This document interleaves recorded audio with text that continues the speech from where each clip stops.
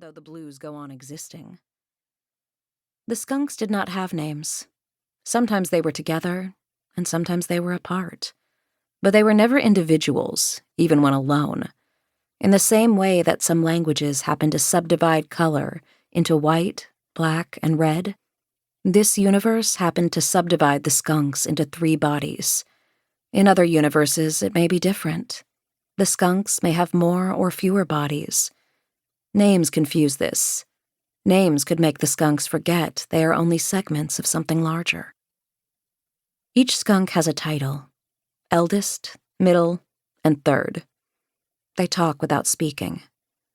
The middle skunk flares the follicles at the base of her neck. The third skunk draws shapes in the air with his nose.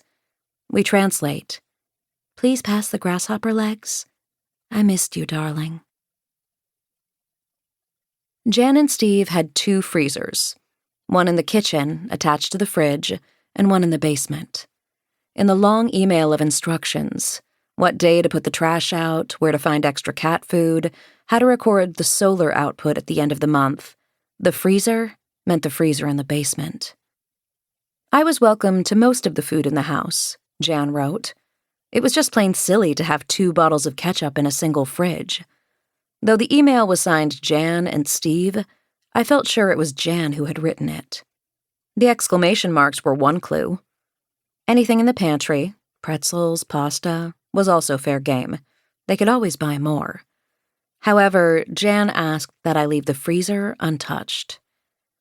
The emailer seemed embarrassed to set the limitation, which was another part of how I knew it was Jan. She tried to justify. The freezer was where they stored the food they made and grew themselves. They couldn't simply buy more homegrown blueberries upon returning home. So the freezer took on an aura of mystique. My father used to sing this song.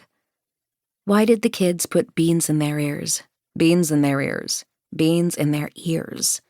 Why did the kids put beans in their ears? Because we told them no. The first time I did laundry, I tiptoed to the freezer after hitting start on the dryer. Something about the deep grumble of hot air in a metal box made me feel unseen. The zipper of a pair of jeans clinked against the machine with each turn.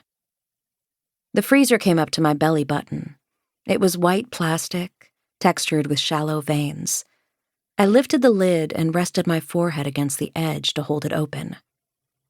The frozen blueberries were stacked in plastic bags along the left edge. There were rainbow peppers, too, already diced into stir-fryable matchsticks. On the right side stood towers of yogurt containers. The top one said beef stock, and the one next to it, chickpea kale soup. There were glass jars of pesto and tomato sauce. In the middle of it all was a large shoebox. I opened the shoebox, though I already knew it was empty. The shoebox was part of the email. Jan and Steve were hiking the Appalachian Trail. They wouldn't do all of it, just what they could manage before Steve had to return to teach high school environmental science in the fall. The house would be mine for June, July, and August. Jan and Steve wouldn't have access to their phones. If something happened at the house, they wouldn't be reachable. Jan and Steve had a cat. Her name was Athena. She was sleek and round, with fur like expensive upholstery. I'd met her once before that summer. If Athena died, I was supposed to put her body in the freezer. That was what the shoebox was for. After I opened the freezer, I went to Jan's sewing room.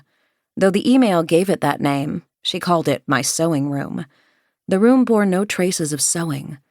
There were piles of paper, a stationary bike, and an empty glass terrarium about the right size for a newborn Komodo dragon. It was the sort of storage that happens gradually, building up in layers that might mean something to a geologist. The only thing that meant something to me was the curtains. They had trucks on them. This is a story about a skunk who sometimes felt she should seek her fortune. She was the eldest of her siblings, and that came with some responsibility. She felt other things, too. She felt the grass between the pads of her paws, the grass that existed in layers, the green butter knives of the tips.